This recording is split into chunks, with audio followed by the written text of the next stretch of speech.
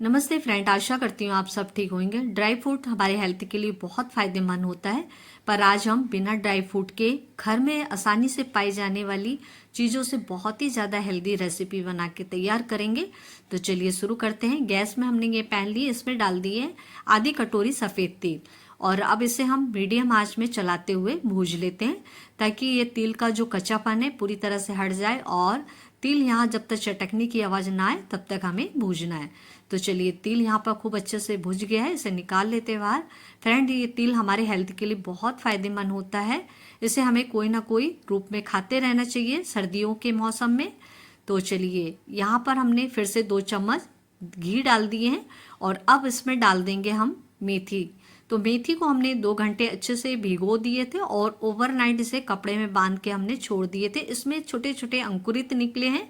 इससे क्या होता है फ्रेंड, जो मेथी का कड़वापन है वो बिल्कुल ख़त्म हो जाता है और ये खाने में बिल्कुल कड़वा नहीं लगता है। तो चलिए, यहाँ पर हमने मेथी को भूज लिए, इसमें जो मॉइस्चर है वो पूरी तरह से ख़त्म हो गया। फिर से हमने पैन ले लिए और अब इसमें डाल दिया हमने 1 कटोरी नारियल का बुरादा। तो हमने एक नारियल लेके इसे कद्दूकस कर लिए थे और अब इसे हमें चलाते हुए भूजना है। तो फ्रेंड, नारियल भी हमारे हेल्थ के लिए बहुत फ़ायदेमंद होता है। इसमें बहुत सारे ऐसे तत्व पाए जाते हैं जो हेल्थ के लिए फ़ायदा करते हैं। तो चलिए, यहाँ पर नारियल का जो बुरादा है उसे भी भूज के हमने निकाल लिए और फिर से पैन में हमने 1 चम्मच घी डाल दिए हैं, 6 से 7 बादाम डाल दिए और 1 कटोरी अब ये रोस्टेड चना डालें। अब इसे भी हम धीमी आंच में चलाते हुए भूज लेते हैं ताकि जो ये रोस्टेड चना में बाहरी नमी रहती है फ्रेंड वो ख़त्म हो जाएगी। जो रेसिपी बनाएंगे उसकी सेल्फ लाइफ बढ़ जाएगी। तो चलिए, चने को भी हमने निकाल लिए और फिर से अब वो पैन में हम 2 चम्मच घी डाल लेते हैं और डालेंगे अब हम इसमें आटा। तो गेहूं का आटा हम छोटी कटोरी का 1 कटोरी लिए हैं, ये डाल देते हैं और एकदम धीमी आंच में ये आटे को भी हम चलाते हुए 3 से 4 मिनट तक भूज लेंगे ताकि आटे का कच्चापन है पूरी तरह से ख़त्म हो जाए और जब तक इसमें कलर चेंज ना हो तब तक हमें भूजना है।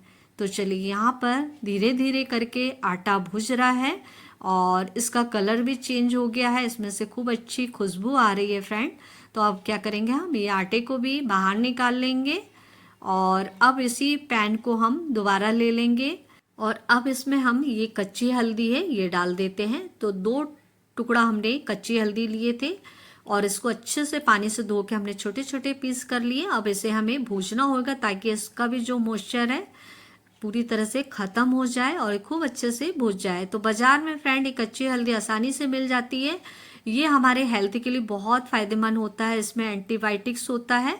तो चलिए, हल्दी भी भुज गई, उसे निकाल लिए। अब हम सारी चीज़ों को एक एक करके पीस लेंगे मिक्सर जार में। सबसे पहले हमने चना और जो बादाम भूजे थे ये डाल के इसको पीस के पाउडर बना लिए। फिर से हम उसी जार को ले लेते हैं और इसमें डाल देते हैं सफ़ेद तिल और इसे भी पीस के हमें पाउडर तैयार करना होगा। तो चलिए, यहाँ पर ये तिल का पाउडर बन के तैयार हो गया है। एक बार फिर से लास्ट हम मिक्सर जार ले लेंगे, इसमें डाल देंगे मेथी दाना और साथ ही जो हल्दी को हमने भूज के रखे थे ये डाल देते हैं। दोनों चीज़ों को अच्छे से पीस के इसका हम बारीक सा पेस्ट बना लेते हैं। तो चलिए, यहाँ पर हमने हल्दी को पीस लिए हैं और अब हम फिर एक बार गैस की तरफ आ गए हैं। पैन में हम डाल देंगे 200 ग्राम ये गुड़ और इसमें आधा कप पानी डाल देते हैं और पानी डालने के बाद में इसे हम जब ये गुड़ पिघल जाएगा तो हाई फ्लेम में अच्छे से हम पका लेंगे। तो फ्रेंड, हमने गुड़ की मात्रा ज़्यादा रखी है क्योंकि हम हल्दी मेथी की रेसिपी बना रहे हैं तो उसमें जो मिठास है थोड़ा ज़्यादा अच्छा लगेगा। तो चलिए, यहाँ पर गुड़ धीरे धीरे करके मेल्ट हो रहा है। 2 से 3 मिनट तक और चलाते हुए पका लेंगे। इसकी कोई तार वाली चाशनी नहीं बना रहे हम, थोड़ी सी चिपचिपी हो जाए तब तक हम ये सिरप को बना के तैयार कर लेते हैं। चलिए, गुड़ का सिरप हमारा बन चुका है, इसे बाहर निकाल लेते हैं और परात में हमने गेहूं का आटा लिए हैं और ये चने का जो पाउडर है ये डाल देते हैं।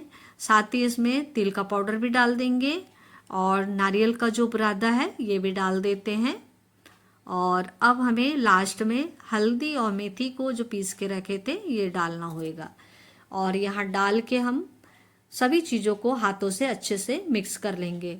तो फ्रेंड, अगर मेरी वीडियो आपको पसंद आती है तो प्लीज़ लाइक कर दीजिए और आप हमसे नए जुड़ रहे हैं तो दोस्तों रिश्तेदारों में इस वीडियो को शेयर करना ना भूलिए। तो चलिए यहाँ पर सारी चीज़ें खूब अच्छे से मिक्स हो गई है और अब हमें इसमें जो गुड़ का सिरप बनाए थे वो डालना होएगा। तो गुड़ का सिरप डालने के लिए हम पहले छन्नी ले लेते एक ठो, उसमें हम छान के डाल देंगे। कई बार गुड़ में लकड़ियाँ वगैरह रहती हैं तो ये छन्नी में आ जाएंगी। तो चलिए यहाँ पर हमने गुड़ का सिरप भी डाल दिए हैं। अच्छी तरह से हाथों से हम इसे मिक्स कर लेते हैं ताकि हमारा जो लड्डू बनने के लिए मिश्रण परफेक्ट तैयार हो जाए। तो चलिए यहाँ पर हमारा लड्डू बनने के लिए ये मिश्रण तैयार हो गया है। गुड़ खूब अच्छे से मिक्स हो गया है। अब हम ये मिश्रण को दोनों हाथ में ले लेते हैं और इसके हम लड्डू बना लेते हैं। तो यहाँ पर लड्डू हम मीडियम साइज़ के बना रहे हैं, आप चाहे तो छोटे बड़े आपको जैसे पसंद है उस साइज़ के बना सकते हैं। और फ्रेंड, एक बार आप इस तरीके से ये लड्डू को सर्दियों में बना के ज़रूर से खाइए और फैमिली को खिलाइए। बहुत ही हेल्दी होता है और ये कम बजट भी बन जाता है। तो चलिए यहाँ पर एक एक करके हमने सारी लड्डुओं को बना के तैयार कर लिए हैं। तो आप देख सकते हैं बहुत ही हेल्दी हमारी ये लड्डू बन के तैयार हुई है और वो भी घर में पाई जाने वाली चीज़ों से। तो आशा करती हूँ फ्रेंड ये वीडियो आपको पसंद आएगा तो शेयर कर दीजिए और नीचे दिए हुए बेल आइकन बटन को प्रेस ज़रूर करिए। उससे हमें मोटिवेशन मिलता है और आप लोगों के लिए और आगे अच्छी अच्छी रेसिपी लेके आ सकूं।